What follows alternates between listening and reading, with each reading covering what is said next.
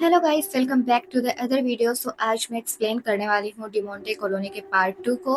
And मेरी simple सी advice आप लोगों को यही है कि पार्ट 2 को समझने से पहले आपको पार्ट फर्स्ट को देख लेना चाहिए, जो कि 2015 के अंदर डिमोंटे कॉलोनी नाम से मूवी आई थी। एंड यूट्यूब पे एक यूट्यूब चैनल है जिसका नाम है गोल्ड वाइन, एंड वहां पर जाकर के ऑब्वियस सी बात है कि आप इस मूवी को देख सकते हैं। एंड इसके बाद ही आप सेकंड मूवी देखिएगा, तभी दोनों मूवीज का जो मजा है वो पूरा आपको मिल सकेगा, वरना आपके दिमाग में कंफ्यूजन बहुत ज्यादा क्रिएट हो सकती है। तो कहानी हमें दिखाई जाती है 2009 की। एंड सडनली हमें एक वीडियो क्लिप दिखाई जाती है जिसके अंदर दो लोग होते हैं, वो बिल्डिंग से कूद करके आत्महत्या कर लेते हैं। आत्महत्या करने के पीछे का कारण किसी को नहीं पता रहता, लेकिन आसपास के जितने भी लोग होते हैं वह काफी ज्यादा परेशान हो जाते हैं। परेशान होने के साथ ही हमें पता चलता है कि उनमें से एक लड़के का नाम सेम रहता है। कुछ ही समय के बाद हम देखते हैं कि हमें उसकी वाइफ डेबी दिखाई जाती है। सो जो डेबी होती है वो विश्वास नहीं कर पाती है कि मेरा हस्बैंड मुझे छोड़ करके चला गया है, क्योंकि वो उससे बहुत ज्यादा प्यार भी करती है। अब कहानी आज से 6 साल बाद लौट करके आती है, यानी कि कहानी 2015 पे दिखाई जाती है। जिस दिन डेबी बैठ करके, यानी कि अपने पति की जिस दिन बरसी होती है, उस दिन बैठ करके वही वीडियो क्लिप फिर से प्ले करती है और देखती है कि किस तरीके से मेरे पति ने सुसाइड अटेम्प्ट कर लिया। इसी के बाद डेबी अपने माता पिता के पास जाकर के कहती है कि सेम मुझसे शादी नहीं करना चाहता था क्योंकि उसे कैंसर था, लेकिन मैंने ही जिद करके उसके प्रेम में आकर के उससे शादी करी थी। उसके बाद से शेम के अंदर इतनी ज्यादा हिम्मत आ गई थी कि वह कैंसर जैसी बीमारी से भी जीत चुका था। तो क्या ऐसा हो सकता है कि सेम है वो छोटी मोटी बीमारियों से लड़ करके एक्चुअली आत्महत्या कर ले? आसपास के लोग डेबी को बहुत ही गहरी नजरों से देखते हैं और समझते हैं कि इसने अभी अभी अपना पति कुछ ही सालों पहले खोया है। एंड हो सकता है कि ये अभी तक डिप्रेशन में है और कुछ भी एक्सेप्ट नहीं कर सकती है। इसी बीच हम देखते हैं कि जो रिचर्ड और साथ में ही रिचर्ड की बीवी, यानी कि सेम के माता पिता होते हैं, जो कि आराम से डेबी के साथ भी रहते हैं। सो जो रिचर्ड होता है वो एक्चुअली उसे समझाता भी है। एंड साथ में ही जो रिचर्ड की बीवी होती है, यानी कि सेम की माँ, वो डेबी को कहती है कि तुम फिर से कंसीव करने की कोशिश क्यों नहीं करती हो। सो इसी बीच हमें पता चलता है कि जिन लोगों को कैंसर होता है, तो डॉक्टर उन लोगों को एक्चुअली एडवाइस देते हैं कि आप लोग अपने स्पर्म्स को एक्चुअली स्टोर करके रखें, क्योंकि स्टोर करके रखने के बाद अगर आपको कुछ हो भी जाता है तो इन स्पर्म से जो आपकी वाइफ होती है उसे प्रेग्नेंट किया जा सकता है, अगर वो कंसीव करना चाहे तो। एंड आपकी जो पीढ़ी होती है वो आगे बढ़ सकती है। सो इसी तरीके से बहुत सारे लोगों के स्पर्म्स को स्टोर करके रखते हैं डॉक्टर्स। इसी बीच में जो डेबी होती है वह अपनी सास ससुर को कहती है कि मैंने बहुत बार कोशिश करी है लेकिन हर बार फेल हो जाती हूँ। सो सिंपली इसका कारण यही होता है कि जो डेबी होती है वो काफी ज्यादा सोच विचार करती है। एंड सोच विचार करने के साथ ही वो बहुत ज्यादा टेंशन भी लेती है। एंड उसे सीरियस डिप्रेशन भी होता है, जिस वजह से वह बार बार एक्चुअली कंसीव नहीं कर पाती है और इस चीज में फेल हो जाती है। और ये चीज भी डेबी के लिए बहुत ही बड़ी डिप्रेशन की एक प्रॉब्लम बन जाती है। इसी बात में रिचर्ड एंड जो डेबी होते हैं वो दोनों एक्चुअली सेम की कब्र के ऊपर जाकर के उसे फूल चढ़ा करके आते हैं। एंड इसी बीच हम देखते हैं कि वह दोनों ही एक्चुअली एक रेस्टोरेंट के बाहर खड़े होते हैं। सो वहां पर हमें पता चलता है कि जो सेम होता है उसका सपना होता है कि वो एक्चुअली अपना एक चाइनीज रेस्टोरेंट ओपन करे। एंड सो डेबी होती है वो अब अपने पति का सपना पूरा करना चाहती है और आज वो दिन आ चुका है, यानी कि उसकी बरसी का दिन। और आज वो इस रेस्टोरेंट को ओपन करने वाली है। ओपन करने के साथ ही हम देखते हैं कि वहां पर कुछ बौद्ध भिक्षु यानी कि मोंक आते हैं और साथ में ही वो डेबी को एक्चुअली महाकाल की मूर्ति देते हैं और कहते हैं कि तुम इसे अपने रेस्टोरेंट में स्थापित करना, हमारे जो गुरुदेव हैं जिनका नाम है दाऊशा, उन्होंने आपके लिए इसे भेजा है। इसके बाद में जो डेबी होती है वो मना नहीं करती, उसे ले लेती है एंड उसके बाद में उसे अपने ही रेस्टोरेंट के नीचे आराम से स्थापित कर देती है। एंड जहाँ पर महाकाल स्थापित हो जाते हैं वहां पर कुछ भी नहीं हो सकता है। तो कहानी को 2015 के अंदर ही रखा जाता है और दिखाया जाता है कि जो डेबी होती है वो एक्चुअली जोशियार के घर भी जाती है, क्योंकि उसे ऐसा लगता है कि कुछ ठीक नहीं होता। क्योंकि जिस दिन रेस्टोरेंट की ओपनिंग करती है, पार्टी जिस दिन हो रही होती है, उसी दिन ढेरों सारी जो चम्मचें होती हैं वो नीचे आकर के गिर जाती हैं।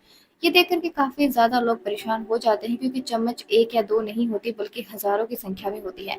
इसी की बात जो डेबी होती है उसे याद आ जाता है कि जब सेम का कैंसर का ऑपरेशन चल रहा था, उस वक्त कीमोथेरेपी के कारण वह ज्यादा बोल नहीं पाता था, इसलिए वह चमची को नीचे गिरा करके हमेशा डेबी को बुलाया करता था। एंड डेबी समझ जाती है कि ये कोई और नहीं बल्कि सेम है, एंड उसकी जो आत्मा है वो अभी तक आजाद नहीं हुई है। इसी बीच वह जोशियार के घर भी जाती है। वह सोचती है कि मैं ज्योतिषी के घर जाकर के उनसे पूछूंगी कि मेरे पति हैं, उनकी आत्मा को मुक्ति क्यों नहीं मिली है। इसी के बाद जब वह वहां जाती है, एंड इसी बीच में हमें श्रीनू एंड उसके जो दोस्त होते हैं वो भी दिखाए जाते हैं। पार्ट फर्स्ट अगर थोड़ा सा देखोगे तो यहाँ पर क्लियरिटी जरूर आ जाएगी। इसी के बाद में जो जोशियार होते हैं वो सुसाइड अटेम्प्ट कर चुके होते हैं, इससे कि डेबी होती है वो काफी ज्यादा एक्चुअली परेशान हो जाती है। कुछ ही समय के बाद जो डेबी होती है वो दाऊशा के पास जाती है। दाऊशा एक तरीके से मैं बता देती हूँ, ये जो बुद्धिस्ट जो मॉन्क या सन्यासी होते हैं, उनके मुखिया होते हैं और बहुत सारे ऐसे लोग उनके साथ काम करते हैं जो कि इविल पावर से लड़ने के योग्य होते हैं। इसी के बाद जब वह दाऊशा के पास जाती है तो दाऊशा उसे कहता है कि हो सकता है कि तुम्हारे पति की आत्मा ना तो नरक गई है ना स्वर्ग गई है, बीच में अटक गई है। यानी कि वह एक ऐसी काली जगह के बीच में अटक चुकी है जहाँ से उससे खुद से निकलना बहुत ज्यादा मुश्किल है। सो इसी बीच में अगर पार्ट फर्स्ट का थोड़ा सा हम देखें तो श्रीनी नाम के एक लड़के की कहानी रहती है। सो वह गरीब नहीं होता है बल्कि काफी अमीर बाप का एक बेटा होता है एंड उसका एक हमशक्ल यानी कि जुड़वा भाई भी होता है जिसका नाम रघु होता है। सो रघु और श्रीनी होते हैं वो बचपन से जुड़वा पैदा हुए थे एंड उनकी जो किस्मतें होती हैं वो एक दूसरे से काफी ज्यादा कनेक्टेड रहती हैं। इसी बीच में जो रघु होता है यानी कि श्रीनी के पिता की मृत्यु हो जाती है एंड वो अपनी जो जायदाद होते हैं उसे लिख करके जाते हैं, जिसमें से वह बहुत ज्यादा हिस्सा जो होता है वो रघु के नाम नहीं बल्कि श्रीनी के नाम कर देते हैं, जिसने अभी तक काफी ज्यादा समस्याओं का सामना भी किया रहता है। इसी के बाद जो उनकी बेटी होती है ऐश्वर्या, उसे वह सिर्फ 5% देते हैं और बाकी दोनों भाइयों के अंदर उस चीज को बांट देते हैं। इससे जो रघु होता है वो काफी ज्यादा नाराज हो जाता है और ऐश्वर्या इतनी ज्यादा नाराज हो जाती है कि वो अपने मरे हुए पिता के ऊपर थूक करके या चप्पल मार करके वहां से निकल जाती है, जो कि काफी ज्यादा देखने में गंदा भी साउंड होता है। इसके बाद में रघु है वो अपने लॉयर को बुलाता है एंड एक प्लान बनाता है कि हम श्रेणी को पूरी तरीके से मरवा देते हैं। जी हाँ, श्रेणी फर्स्ट पार्ट के अंदर खत्म नहीं हुआ था बल्कि उसकी आत्मा अब अटक चुकी है और निकलने का नाम नहीं ले रही है और वो कोमा के अंदर है। उसे बचाने वाला कोई और नहीं होता बल्कि सेम का पिता रिचर्ड ही होता है, जो कि प्रोफेशन से एक सर्जन होता है। वह श्रेणी को उसी वक्त वहां से लेकर के आता है एंड अपने हॉस्पिटल में उसे एडमिट कर लेता है। अब वह लाइफ सपोर्ट सिस्टम के थ्रू अपनी जिंदगी जी रहा होता है, यानी कि वह पूरी तरीके से कोमा में जा चुका है। कुछ ही समय के बाद हम देखते हैं कि रघु होता है वो कोर्ट में केस फाइल कर देता है। इसके बाद में रघु उस कोर्ट केस को जीत भी जाता है। ऐश्वर्या इससे बहुत ज्यादा नाराज हो जाती है एंड वह साथ में ही कोर्ट से इस बात की परमिशन ले लेता है कि जो श्रेणी है वो मर चुका है एंड 6 साल से हम उसे सपोर्ट सिस्टम के थ्रू जिंदा रख रहे हैं, जो कि हो सकता है कि उसके लिए दर्दनाक हो। तो मैं आपसे अपील करता हूँ कि आप इस चीज को प्लीज हटा दें।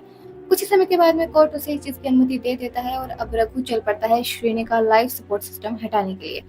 ये बात होती है वो वहां से कोई है वो डेबी को बता देता है फोन करके। सो डेबी होती है वो फटाफट अपने ससुर जी के हॉस्पिटल के अंदर आ जाती है एंड जब रघु वहां पर आता है तो वह रघु को समझाती है कि अगर तुमने श्रीनी का लाइफ सपोर्ट सिस्टम हटा दिया तो हो सकता है कि तुम भी मर सकते हो।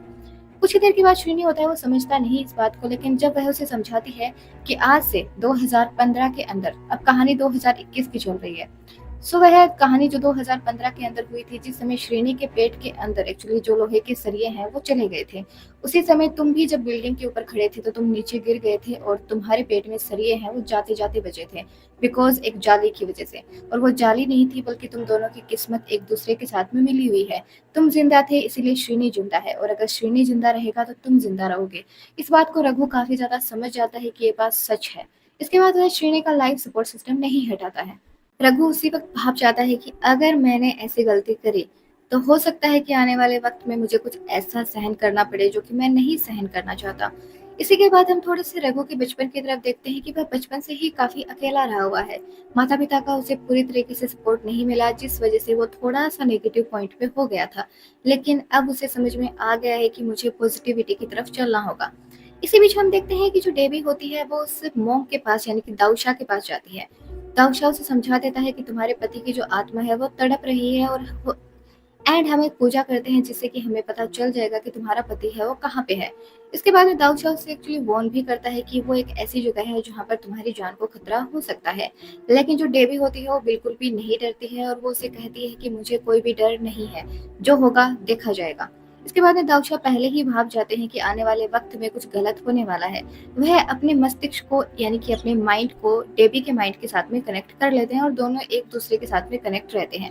इसके बाद में पूजा की जो विधि है वो शुरू हो जाती है और डेबी के हाथ में एक पेन थमा दिया जाता है, यानी कि जो चीज वो अपने वहां पे देखेगी वो एक्चुअली जो रियल लाइफ है वहां पर उसे बना देगी, जिससे कि और लोगों को पता चल जाएगा कि वहां पर क्या हो रहा है। इसके बाद में पूजा शुरू हो जाती है और डेबी चली जाती है डिमोंटे की दुनिया के अंदर, यानी कि जो सेम होता है उसकी जो आत्मा होती है वो डिमोंटे ने कैद करके रखी है और उसकी ही नहीं बल्कि उसके जैसे हजारों लाखों करोड़ों लोगों की। एंड इसके बाद में सब कुछ वहाँ पे काला काला होता है लेकिन वहाँ की एनर्जी काफी ज्यादा नेगेटिव होती है। इसी बीच में जो डेबी होती है वो काफी ज्यादा डर जाती है। जैसे ही वह पीछे हटती है तो वह देखती है कि बहुत सारी जो लाशें हैं वो एक्चुअली ऊपर की तरफ लटक रही हैं और काफ़ी ज़्यादा तड़प भी रही हैं। डेबी चाह कर के भी उन सब की मदद नहीं कर सकती और उसी बीच उसके जो गुरुजी यानी कि दाऊदशाह होते हैं वो उसे बहुत ज़्यादा रोकते भी हैं। लेकिन डेबी रुकने का नाम नहीं ले रही होती और वो समझ जाती है कि डेबी अब मुसीबत में आने वाली है। कुछ ही समय के बाद जो डेबी अपने पेंसिल से जो एक्चुअली स्केच बना रही होती है वह खून का बनने लगता है। अब दाऊदशाह और बाकी के लोग काफ़ी ज़्यादा परेशान हो जाते हैं कि डेबी बहुत बड़े संकट के अंदर है।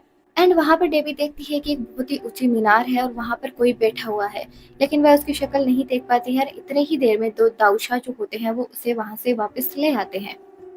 इसी के कुछ समय के बाद हम देखते हैं कि डेबी उस दुनिया से वापस आ जाती है, लेकिन अब वो क्या बनाती है, वह दो लोगों के जुड़े हुए चेहरों को बनाती है और वो कोई और नहीं बल्कि श्रेणी और रघु ही रहते हैं। इसके बाद सब लोग समझ जाते हैं कि डिमोंटे का या फिर उस राक्षस का जो रिलेशन है वो इन दोनों के साथ में जरूर है। सो वो इन दोनों की लाइफ में दोबारा आने की पूरी कोशिश करने वाला है। अब वह समझ जाती है कि उसके पति शेम ने एक्चुअली सुसाइड अटेम्प्ट नहीं किया था, बल्कि उसके साथ कुछ ऐसा गलत हुआ है जिसकी वजह से वो मरा है। अब वह धीरे-धीरे उन सारी चीज़ों की तलाश करनी शुरू कर देती है। सो अब वह एक लाइब्रेरी के अंदर जाती है और वहाँ पर एक लिस्ट को पिकअप करती है। वह समझ जाती है कि उसके पति को किताब पढ़ने का शौक रहता है। इससे पहले जिन-जिन लोगों की डेथ हो चुकी है वो लोग एंड साथ में ही जो डेवी का हस्बैंड रहता है यानी कि सैम, उसने एक बुक पढ़ी रहती है जो कि डिमोंटे यानी कि कंचना हाउस जो रहता है उससे कनेक्टेड रहती है। सो जो लोग इस किताब को पढ़ते हैं वो लोग ज़रूर मर जाते हैं। सो डेवी समझ जाती है कि कहानी कुछ सीधी तो नहीं है। इसके बाद वह लाइब्रेरी जाकर के उस किताब को ढूंढने की कोशिश करती है, लेकिन वह किताब वहां से गायब हो चुकी है। इसी के बाद डेबी को पता चलता है कि ये किताब अल्फांसो नाम के एक लाइब्रेरियन के पास है। वह अल्फांसो के पास जाती है और पूछती है तो वह कहता है कि ये किताब एक्चुअली जिन जिन लोगों के पास होती है मैं जाकर के वहां से इस किताब को वापस ले आता हूँ। अभी हाल ही के दिनों में कोई और इस किताब को लेकर के जा चुका है, सो मैं आपको ये किताब नहीं दे सकता हूँ। इसके बाद जो डेबी होती है वो पुलिस इंस्पेक्टर के पास जाती है और उससे बताती है। पुलिस इंस्पेक्टर छानबीन करके उसे कहता है कि जिन जिन लोगों ने इस किताब को पढ़ा है वो सारे लोग एक्चुअली मर चुके हैं और आज के वक्त में कोई भी जिंदा नहीं है, लेकिन ये किताब अभी भी गायब है एंड इसका अगला शिकार कौन होगा इसके बारे में कुछ भी नहीं पता। इसी बीच में कहानी फिर से एक्चुअली बहुत पीछे चली जाती है एंड डेबी जो होती है वो एक्चुअली इन्वेस्टिगेशन ऑफिसर्स के रूम में जाती है। वहां पर जाकर के उसको पता चलता है कि जब आज से 2015 के अंदर जिन 4 दोस्तों की डेथ हो चुकी थी, जिनमें से श्रीनी जिंदा था, ऑब्वियस सी बात है।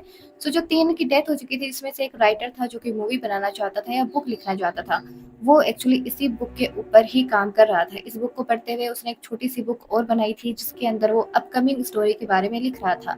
सो उसमें उसने बहुत सारी चीज मेंशन करी थी कि अगर 6 सालों के अंदर कंचना हाउस के अंदर एक दिन आता है जो कि 6 जून का होता है, उस दिन अगर कोई भी नहीं जाता है एंड उस दिन किसी की भी बलि नहीं दी जाएगी तो हो सकता है कि ये जो श्राप होता है वो वहीं पर खत्म हो जाएगा। इसके बाद में जो डेबी और जो दाऊदशाह होते हैं और अदर जो लोग होते हैं उनको पता चल जाता है कि अगर हो सकता है कि 6 जून को अगर उस घर के अंदर कोई नहीं जाए तो ये जो प्रक्रिया एक चलती आ रही है, कड़ी जो बन चुकी है, ये टूट जाएगी। इसके बाद में जो सभी लोग होते हैं वो काफी ज्यादा एक्चुअली इस चीज से थोड़ा सा खुश भी होते हैं और सभी लोग ठान लेते हैं कि हम किसी को भी कंचना हाउस के या कंचना महल के अंदर नहीं जाने देंगे।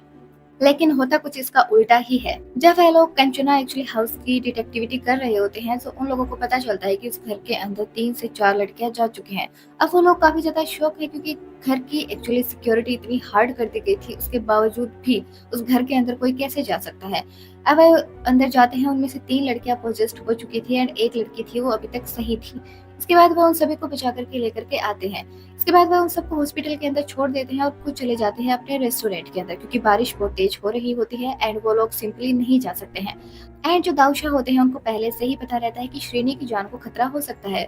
सो वो अपने आसपास के जितने भी मॉन्क होते हैं उनको कह करके जाते हैं आप लोगों को काल भैरव की यहाँ पर एक पूजा करनी होगी एंड कुछ ही समय के बाद में एक्चुअली श्रेणी होता है वो डिमोंटे की जो काली छाया उसके ऊपर पड़ी हुई है वो हट जाएगी। सभी लोग ऐसा ही करते हैं, पूजा शुरू कर देते हैं। वो सभी लोग चले जाते हैं रेस्टोरेंट के अंदर। लेकिन होता कुछ यूं है कि जैसे फर्स्ट मूवी के अंदर चारों लोग अपने ही घर के अंदर कैद हो गए थे, किसी को दिखाई नहीं दे रहे थे, वैसे ही अब ये तीनों लोग यानी कि इसके अंदर रघु रहता है, एक्चुअली डेबी रहती है और साथ में ही दाऊदशाह होता है। सो ये तीनों ही एक्चुअली वहां पर कैद हो जाते हैं। अब ये लोग शौक में रह जाते हैं कि ऐसा क्यों हुआ है। सो इसी के बीच हमें एक सीन दिखाया जाता है जिसमें से एक लड़की जो कि सही थी एंड वो हॉस्पिटल में रहती है।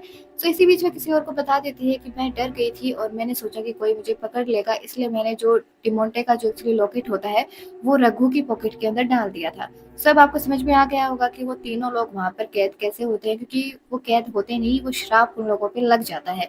अब डिमोंटे उन सबको मारने की पूरी कोशिश करने वाला है। कुछ ही समय के बाद सारे लोग कैद हो जाते हैं और टीवी के अंदर उन्हें अपना भविष्य भी दिखाया जाता है, जो कि काफी ज्यादा भयानक होता है। जिसमें रघु होता है वो पोजेस्ड हो जाता है एंड उसमें वह दाऊशा को, साथ में डेबी को और वहीं पर एक छोटा सा बच्चा भी और होता है उसे खत्म कर देता है।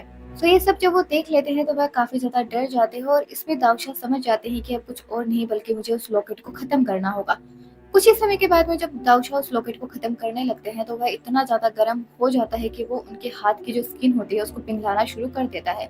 इसी बीच में जो दाऊशा होते हैं वो एक्चुअली एक टैंक में जाकर के गिरते हैं एंड वहां पर होती है पिराना मछली। तो पिराना मछली बहुत खतरनाक होती है, लेकिन दाऊशा कैसे कैसे करके वहां से निकल जाते हैं, लेकिन दाऊशा खत्म हो चुके हैं। इसी के बाद में जो डेबी होती है वह उस पर हमला कर देते हैं, लेकिन डेबी को रघु बचा लेता है, वह दाऊशा को मार देता है। अब जो डिमोंटे का जो श्राप है वो चलना शुरू हो जाता है, एक एक की मौत होनी शुरू हो जाती है। इसी के बाद वो लोग नोट करते हैं कि इस रेस्टोरेंट के अंदर एक ऐसी जगह भी है जहाँ पर वो सेफ तरीके से खड़े हैं, यानी कि वहां पर जो डिमोंटे है उसका श्राप काम नहीं कर रहा होता। इसी बीच डेबी को याद आता है कि मुझे सबसे पहले दाऊशा ने महाकाल की मूर्ति दी थी और वो जो मूर्ति है वो मैंने इसी रेस्टोरेंट के इसी कोने के अंदर स्थापित करी थी। एंड वो लोग समझ जाते हैं कि अगर हम इस कोने के अंदर रहेंगे तो हम सुरक्षित भी रहने वाले हैं। इसी बीच रघु को दिख जाता है कि अब इस एरिया के ऊपर एक सेल्फ है जहाँ से हम बाहर निकल सकते हैं और ये सबसे अच्छा एक्चुअली तरीका भी होता है। रघु कुर्सियों को लगाता है और कैसे जैसे करके ऊपर तक पहुंच जाता है, लेकिन जैसे ही डेबी के जाने की बारी आती है उसे फिर से सेम दिखाई देता है। लेकिन इसी बीच मैं एक चीज पे क्लियर कर देती हूँ कि डेबी ने इस बार जो कंसीव करवाया था उसे कंसीव हो चुका था, यानी कि वो प्रेग्नेंट हो चुकी थी। इसी बीच जो सेम होता है वो उसे कहता है कि तुम प्रेग्नेंट हो चुकी हो डेबी। वह कहती है कि मेरा आज तक कंसीव नहीं हुआ है और अब कभी होगा भी नहीं। लेकिन वह कहता है कि तुमने जो छोटा सा बच्चा देखा इस रेस्टोरेंट के अंदर वो कोई और नहीं था बल्कि तुम्हारा बेटा ही था। अब वह चेक करती है तो उसे पता चलता है कि रेस्टोरेंट के बाहर जो लड़का था वो कोई और था और जो रेस्टोरेंट के अंदर आया था वो लड़का कोई और था। यानी कि ये जो श्राप होता है वो सिर्फ 3 लोगों पे नहीं बल्कि 4 लोगों के ऊपर लग चुका है। यानी कि डेबी के पेट के अंदर जो बच्चा है वो वही लड़का था जिसे रघु मार देता है, यानी कि जो उसे सपने के अंदर दिखाया जाता है, जो कि रियलिटी नहीं होती है। इसके बाद जो डेबी होती है वो काफी ज्यादा मंत्र मुक्त हो जाती है और वहीं पर सोचने लग जाती है कि क्या मैं प्रेग्नेंट हो रही जो मेरे आगे खड़ा है, क्या ये सच में मेरे बच्चे का पिता है, यानी कि सेम है। उसके बाद रघु समझ जाता है कि ये डिमोंटे की कोई एक चाल हो सकती है। वह नीचे आता है और उसे कहता है कि तुम एक काम करो, सेम को अंदर बुला लो, हम तीनों यहाँ से बाहर निकलेंगे। वह उसे बहुत ज्यादा बुलाती है लेकिन वह बिल्कुल भी बाहर नहीं आता है। अब वह अच्छे से समझ जाती है कि ये कोई और नहीं बल्कि डिमोंटे ही होता है। इसी के बाद में रघु समझ जाता है कि अगर इन सबको खत्म करना है तो मुझे उस लॉकेट को एक्चुअली लाना ही होगा, और वो लॉकेट एक्चुअली दाऊशा ले चुके थे दूसरी जगह के ऊपर। अब उसे रेस्टोरेंट के और किसी हिस्से में जाना होगा जो कि काफी ज्यादा डेंजरस हो सकता है। इसी के कुछ समय के बाद में एक्चुअली रघु होता है वो डेबी को कहता है कि मैं जा रहा हूँ और उस लॉकेट को जरूर लेकर के आऊंगा और तुम अपना ध्यान रखना। इसी के बाद में वह रघु जब जाता है तो उसे वही डिमोंटे मिल जाता है और उसे वही पटक पटक के बहुत मारता है। लेकिन रघु का जो सेलफोन होता है जिसे वह स्टार्टिंग में नीचे फेंक देता है वह उसके पास आता है और वह जल्दी से डेबी के पास उसे फेंक देता है। कमाल की बात ये होती है कि उस एरिया के अंदर एक्चुअली सेलफोन एक्टिव हो जाता है एंड वह अपने दोस्तों को मदद के लिए बुला लेती है। इसी बीच हम देखते हैं कि अब डिमोंटे जो होता है वह दाऊशा की जो डेड बॉडी होती है एंड जो रघु होता है उसे वह उठा करके लेकर के आता है और उन दोनों की बलि देने की प्रक्रिया शुरू कर देता है। दाऊशा का जो शरीर होता है वो पूरी तरीके से गल जाता है, यानी कि जैसे किसी ने उस पे एसिड डाल दिया हो। एंड जो रघु होता है वह उसे जब मारने ही वाला होता है तो इतनी ही देर में हमें एक न्यू कैरेक्टर की एंट्री होते हुए दिखाई देती है। इसी बीच हमें पता चलता है कि जो डिमोंटे होता है वो खुद एक्चुअली राजा नहीं होता बल्कि वह एक पुर्तगाली ब्लैक मैजिक करने वाले ऑर्डर्स को फॉलो करता है। ये एक ऐसा आदमी होता है जो उस समय सभी लोगों के सामने एक्चुअली आ जाता है जिसकी जो दोनों आंखें होती हैं वो नहीं होती, क्योंकि जिस समय लोगों को पता चलता है कि ये आदमी काला जादू कर रहा है उसी समय लोग इसकी दोनों आंखों को फोड़ देते हैं, इसकी बहुत ही बुरी तरीके से मौत होती है। एंड फिर इसकी जो आत्मा होती है वो एक्चुअली मुक्त नहीं होती बल्कि अपने जो फॉलोअर्स होते हैं उनको बढ़ाने का काम करती है। सो यही कारण है कि उस समय ये आदमी है वो डिमोंटे के सामने आता है एंड डिमोंटे उसके सामने झुक भी जाता है। इसी बीच में जो डेबी होती है वो महाकाल की मूर्ति को हाथ में लेकर के वहां से रघु को लेकर के चली जाती है। इसी बीच जो श्रीनी होता है वो भी एक्चुअली ठीक हो जाता है। सो कहानी में बहुत सारे ट्विस्ट एंड टर्न्स डाले गए हैं। सो दोनों कहानियों को अगर आप मिक्स करके देखोगे तो ही आपको समझ में आएगा कि कहानी के अंदर क्या चल रहा है, अदरवाइज आप काफ़ी ज़्यादा कंफ्यूज हो सकते हो, क्योंकि कहानी 2009, 2015 एंड 2021 के बीच में चलती है और आने वाले हर एक 6 साल के अंदर एक बलि दी जाती है। इसी बीच मैंने एक लाइब्रेरियन का जिक्र भी किया था जिसका नाम अल्फांसो था। सो अल्फांसो ही वो आदमी था जो कि उस बुक को हर किसी के पास में लेकर के जाता था, और वो एक्चुअली जो डिमोंटे था उसको इम्प्रेस करना चाहता था, और उसकी जो टीम होती है यानी कि ब्लैक मैजिक के जो एक्चुअली फॉलोअर्स होते हैं उनकी गिनती में आना चाहता था। शैतान को खुश करके उसकी शक्तियाँ भी अपने पास रखने वाला था। इसी बीच हम देखते हैं कि जो अल्फांसो होता है वो उस किताब को लेकर के बहुत दूर चला जाता है।